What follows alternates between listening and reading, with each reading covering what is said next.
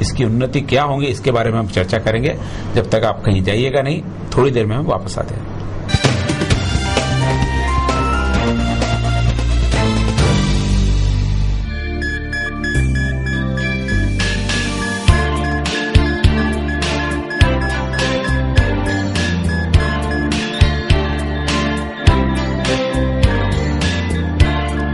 आपके स्वास्थ्य की हर जानकारी, सुझाव एवं इलाज जानिए अपने डॉक्टर से। सिटी चैनल पेश कर रहा है मेरा डॉक्टर।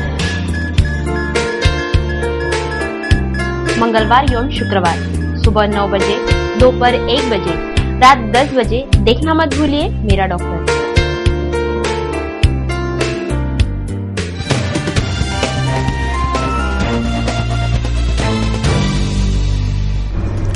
नमस्कार, ज्योतिष्य के इस कार्यक्रम में पुनः आपका स्वागत है। ज्योतिष्य का कार्यक्रम इसलिए मैं कहने जा रहा हूं कि ज्योतिष्य के कुछ नए आयाम हम इसमें ढूंढने की कोशिश कर रहे हैं। आज तक आपने पंडित से, महात्मा से, टीवी चैनल के माध्यम से हमेशा आपके राशियों के बारे में सुना। आपका दिन कैसे जाएगा, आपका महीना कैसे जाएगा, आपका बालक आपके साथ कैसे करेगा, लेकिन मैंने कहीं यह भी नहीं सुना कि आपका पिता आपके साथ कैसा करेगा। पिता माता भविष्य में क्यों छूट जाते हैं। वैसे ही जिस जगह आप रह रहे हो उस जगह का ज्योतिष्य शास्त्र में क्या महत्व है। जगह आपके भविष्य पर कोई महत्व रखती है। चूंकि वास्तुशास्त्र आज बहुत बढ़ रहा है, हर जगह का अपना महत्व होता है। फिर भी ज्योतिष्य बताते समय टीवी चैनल यह नहीं बताता कि अमरावती में जो लोग रह रहे हैं उनके लिए यह भविष्य है, दिल्ली में जो रह रहे हैं उनके लिए यह भविष्य है, यूपी में रह रहे हैं उनके लिए भविष्य। एक कॉमन भविष्य आपके सामने आता है। बहुत सारी जनता सुबह घर से निकलते समय पहले भविष्य अपना क्या है उसने बोल दिया कि आज आपका दिन बेकार जाएगा, तो आप घर में बैठ जाते हो, घर से बाहर नहीं निकलते। ऐसे भी कई उदाहरण हमारे सामने है। लेकिन वो घर से बाहर नहीं निकलना क्या दिल्ली वालों के लिए है या नागपुर वालों के लिए है, अमरावती वालों के लिए, हम तय नहीं कर पाते। तो जगह का क्या महत्व है और जगह का भी क्या अपना खुद का भविष्य होता है। क्या अमरावती शहर का कोई भविष्य है, अमरावती शहर की भी कोई कुंडली बनती है, अमरावती शहर में रहने वाले लोगों का भविष्य क्या अमरावती शहर की कुंडली से जुड़ा हुआ है। क्या कभी कोई ज्योतिष शास्त्र ने किसी विद्या के द्वारा इस तरफ जानने का प्रयास किया है। आज हम प्रकाश चंद जी से उसके बारे में पूछना चाहते हैं कि अमरावती आज उद्योग के मामले में, राजनीतिक मामलों में, चूंकि हमें दिखता आगे है, लेकिन जहां उसका कुछ असर होना, उसका प्रभाव होना, उसकी पूर्तता होनी, उसकी जो अमरावती शहर की आवश्यकता वो पूरी होने में कहां बाधाएं आती है। तो अमरावती शहर का कोई ऐसा नक्शा कुंडली के माध्यम से क्या वे प्रस्तुत कर पाएंगे। हम पुनः मिलते हैं प्रकाश जी वाक से। प्रकाश जी, आप जैसा अमरावती के बारे में मोजरी में सारी चीजें जानते हो, सारे पिछले जो भी यहाँ पे राजनीतिक हलचल, औद्योगिक हलचल, अमरावती का इतिहास, उसके आधार पर आप अमरावती के भविष्य की आपके कुंडली के माध्यम से कोई ऐसी जानकारी जनता को दे सकते हैं। या पिछले इतिहास में जो घटनाएं घटित हुई वो क्यों हुई, वो कहीं आपको कुंडली में दिखती है ऐसा? हाँ जरूर, बिल्कुल सही है। अमरावती का जो भौगोलिक क्षेत्र है वो वास्तुशास्त्र के पूरे विरुद्ध है। अच्छा, अमरावती शहर का जो ईशान्य की तरफ, अमरावती इंद्र की नगरी कहा जाता है। क्या इंद्र ने भी बसते समय वास्तु का ध्यान नहीं किया होगा? हाँ, तो हो सकता है उस वक्त यहाँ का भौगोलिक क्षेत्र कुछ अलग हो, क्योंकि बहुत सारा समय पीछे गया हुआ है। आज का जो यहाँ का भौगोलिक क्षेत्र है वो वास्तुशास्त्र में जो ईश्वर की दिशा कही जाती है ईशान्य, उधर ऊंचा है। यानी कौन सा भाग लेंगे आप अमरावती का सेंटर कौन सा मानोगे आप? अभी इसकी दृष्टि से अमरावती का सेंटर जहाँ पे आपको सेंटर है अंबा देवी अमरावती का केंद्र बिंदु आप मान रहे हैं। हाँ। उसके आसपास सारी दिशाएं घूम रहे। अंबा देवी से आप आग्नेय से ईशान्य की ओर जो भी पहाड़ है जी, यानी भानखेड़ा तरफ के बोल रहे हैं, माल टेकरी बोल रहे हैं, इधर आप MIDC बोल रहे हैं, MIDC वगैरह जी जी। तो वो ईशान्य की तरफ का भाग ऊंचा होने से यहाँ का प्रगति क्षेत्र हमेशा पिछड़ा ही रहेगा। अच्छा, वास्तुशास्त्र के हिसाब से जी, जी। क्योंकि वास्तुशास्त्र पूरा जो स्लोप है, उतार है, वो ईशान्य की ओर करने को लगाते हैं। अच्छा, अच्छा। और अब यहाँ का भौगोलिक क्षेत्र बदला नहीं जा सकता। अच्छा, लेकिन मेरे दृष्टि से यही एक कारण नहीं है, दूसरा भी एक कारण है जी कि अमरावती शहर की करीबन 65% जनता ये पाताल योग में रहती है। पाताल योग क्या होता है? पाताल योग मतलब एक छोटी सी बात है, जैसे आदमी मरता है तो उसके लिए 3x6 का गड्ढा करते हैं अपन। पागल खाने के पागल को 6x10 की जगह मिलती है रहने को जी। जेल में के कैदी को 8x10 की जगह मिलती है जी। और एक जिंदे जागरूक व्यक्ति के लिए, सामान्य व्यक्ति के लिए कम से कम 200 फीट की जगह चाहिए। 10x10 का कमरा, अच्छा। 5x10 की गैलरी और 5x10 का संडास बाथरूम। यानी घर में 4 मेंबर है तो 800 फुट की जगह 800 फीट की जगह चाहिए। यानी घर के मेंबर के हिसाब से आपको जगह का चयन करना, यानी कारपेट एरिया का चयन करना चाहिए, ऐसा आपका कहना है? बिल्कुल, क्योंकि व्यक्ति का जो विज्ञानमय कोश है वही 7 फीट तक आता है। अच्छा अच्छा। इसके अनुसार उसको कम से कम एक व्यक्ति को जीने के लिए 200 फीट की जगह चाहिए। और हमारे अमरावती शहर में पूरे भारतवर्ष में कम से कम 65 से 70% आबादी एक जेल में के कैदी को जितनी जगह मिलती है उससे भी कम जगह में रहती है।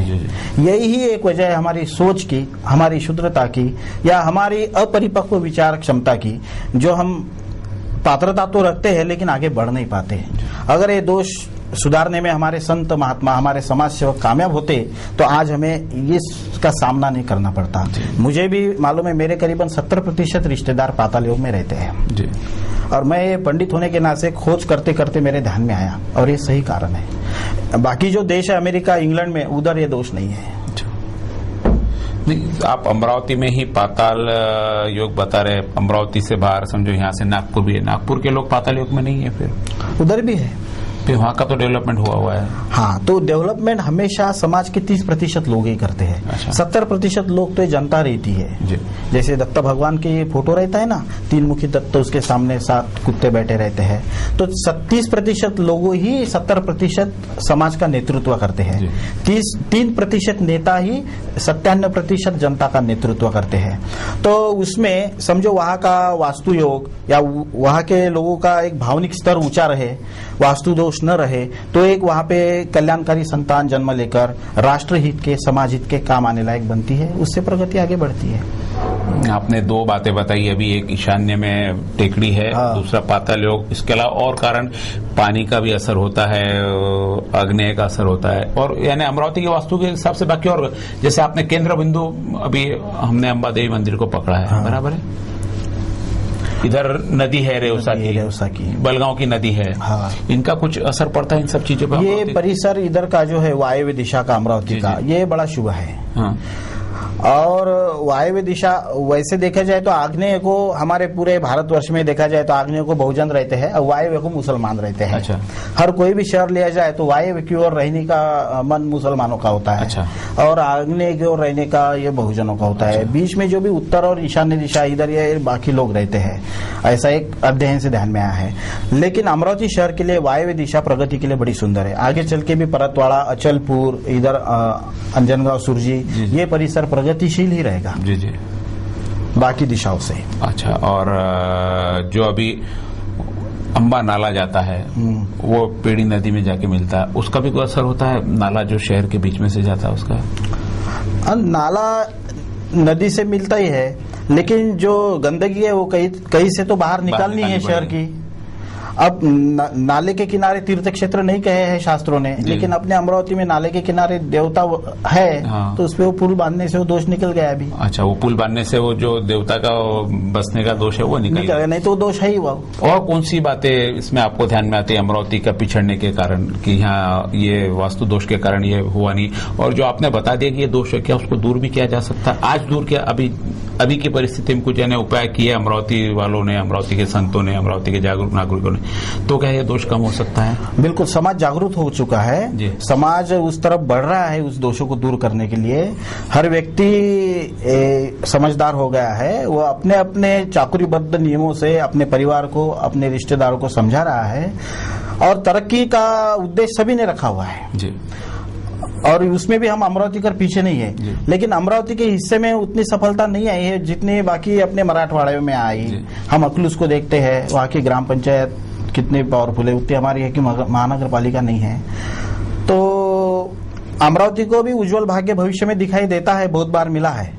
जैसे गांधी जी भी आए थे, सुभाष चंद्र बोस भी आए थे, उन्होंने यहाँ पे क्रांति की थी, लोगों के मन में एक उमंग पैदा की थी, लेकिन वैसा वातावरण आज नहीं है, वैसी दौड़ लोग ही नहीं है यहाँ। दूसरा, राजनीतिक क्षेत्र में भी यदि इस पर विचार किया जाए तो यहाँ के राजनीतिक लोग अमरावती के, जहाँ आगे जाके मंत्रालय में बोलने की बात आती है, उसमें थोड़ा सा दब्बू प्रवृत्ति बनती है। यहाँ का लोग असर नहीं डाल पाते। भले ही बाहर से भी कोई यहाँ नेता आता है तो वो भी अमरावती का विकास नहीं कर पाता। जैसे हमारे यहाँ के राष्ट्रपति आज दिल्ली में विराजमान है अमरावती के, क्योंकि जलगांव से कहलाए जाते हैं, वो भी अमरावती के लिए बहुत कुछ असर कर नहीं पाया। अभी सांसद आनंदराव अड़सुले जो उधर अपने क्षेत्र में काफी अपनी दबंग स्थिति रखते हैं, हाँ। फिर भी लेकिन अमरावती का भाग्य क्या ये लोग आने से भी नहीं पलट सकता? अमरावती का कारण इनका भाग्य कम हो जाता, कहीं ऐसा है? देखिए, एडवेंचर हमारे स्वभाव में नहीं है, साहस अमरावती वालों के बारे जो बाहर से अमरावती आता है वो भी ऐसे हो जाता है, ऐसे ही हो जाता है। साहस हमारे स्वभाव में कम है, क्योंकि हम लोग करीबन हमारे जीवन जैसे पहले तो पेट पानी के लिए, रोजी रोटी के लिए ही तरसते हैं, फिर कुछ इधर उधर से जुट जाए तो थोड़ी प्रसिद्धि फेम के लिए तरसते हैं। एडवेंचर हम करते हुए नहीं दिखाई देते हैं। अगर हमें एडवेंचर का करने का साहस, एडवेंचर करने का स्वभाव अगर हमारा बनाया जाए किसी विशेष विचारों से प्रभावशाली, तो मुझे लगता है ये भी बात यहाँ पे साध्य हो जाएंगी। यहाँ से भी उज्जवल सोल्यूशन निकलेगा, निकल सकता है। उसके लिए कुछ करने की आवश्यकता रहेगी, ज्योतिष शास्त्र के हिसाब से या कर्म से? नहीं, साहस जो है ये स्वभाव का गुण है जी। वो हमें हमारे शिस्ती से, हमारे स्वभाव से, हमारे विचारों से लाना पड़ेगा जी। जब तक हमारे स्वभाव में साहस का गुण नहीं आएगा, हम इस बात पर विजय नहीं पाएंगे। ग्रह तारे तो सबके ही साथ रहते हैं जी। ग्रह तारों का अच्छा बुरा असर सब पर ही रहता है, लेकिन मनुष्य व्यक्ति को जन्म ही उसके पूर्ण उद्धार के लिए, विकास के लिए एक मौके के रूप में देता है। तो उसमें साहस का प्रयोग जरूर करके देखना चाहिए हर क्षेत्र में, उसको उससे जरूर। यानी ग्रह तारे कोई अच्छे भी डायरेक्शंस देते हैं, लेकिन हमने हमारा कोई उसमें प्रयोग नहीं किया, हमारे कर्म नहीं किया, तो ग्रह तारे भी अपना असर नहीं दिखाते, ऐसा बोलना है? निष्कर्म आदमी के लिए कोई भविष्य काम का नहीं है, कोई उसकी अच्छी किस्मत काम की नहीं है। जब हमारी सोच ही ऐसी है 65-80% लोगों की कि अन्न वस्त्र निवारा ही परमेश्वर की कृपा है, तो फिर कितना अज्ञान हो गया। तो किस्मत प्रधान रहेगी या कर्म प्रधान रहेगा? कर्म प्रधान रहेगा। किस्मत अच्छी रहे तो भी कर्म अच्छे नहीं तो उसकी किस्मत खराब हो सकती है। बिल्कुल, जो सक्रिय नहीं है भीतर से, उसको ग्रहयोग कैसे साथ देंगे?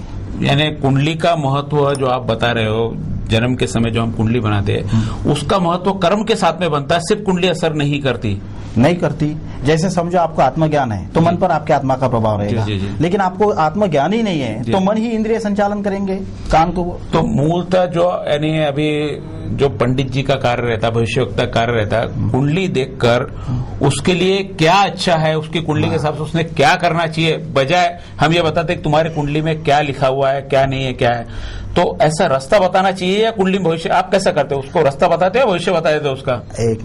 बात ऐसी है कि जब शांडिल्य, वराहमिहिर, पराशर, भार्गव, इन ऋषियों को राजाश्रय मिला था और इन ऋषियों ने इस शास्त्रों की रचना में अपना जीवन लगाया था, तब दुर्बलों के लिए एक बल प्रदान करने हेतु और एक सबल के लिए थोड़ा सा डर देने हेतु इस शास्त्र का उपयोग किया जाता था। ये शास्त्र 70% इस काम में सफल है आज भी। पॉजिटिव थिंकिंग बना देते थे। हाँ, समझो परिवार के हित का विषय हो, समाज हित का विषय हो, राष्ट्र हित का हो, तो किसी बेकाबू पर काबू पाना है तो इस अफवाहों के प्रचार से, गलत अफवाहों के प्रचार से काफी प्रभाव आता है। ज्योतिष की प्रतिमा काफी सहायक ठहरती है और किसी एकाधे दुर्बल को अगर ऊपर उठाना है तो उसको इसमें के अच्छे उदाहरण ऊपर उठाने में सक्षम साबित हो सकते हैं।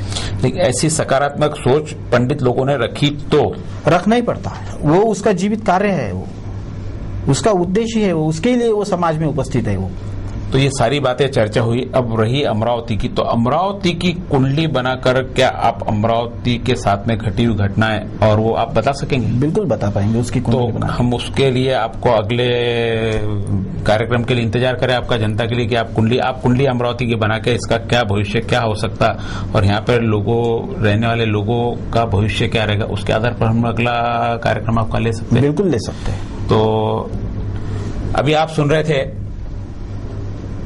पंडित जी प्रकाश चंद जी वाघ को। भूत, भविष्य, पुराण, वेद, बहुत सारी बातें जो ज्योतिष शास्त्र के साथ में चलती है, एक शास्त्र उसके साथ में नहीं चलता। कई शास्त्रों का अध्ययन करने के बाद में किसी निष्कर्ष पर पहुंचा जाता है। अमरावती की कुंडली बनाकर हम शीघ्र ही आपके सामने पुनः प्रकाश चंद जी को प्रस्तुत करेंगे और आपसे लगातार यह हमारे स्टूडियो में बने रहेंगे, चाहे वो बात अमरावती की हो, अमरावती राजनीति की हो, अमरावती समाज क्षेत्र की हो, अमरावती औद्योगिक क्षेत्र की हो, अमरावती व्यापार जगत की हो। हर चीज में हम इनसे खुली चर्चा हर बार करते रहेंगे और आपके साथ में हर हफ्ते इनकी मुलाकात कराते रहेंगे। नमस्कार।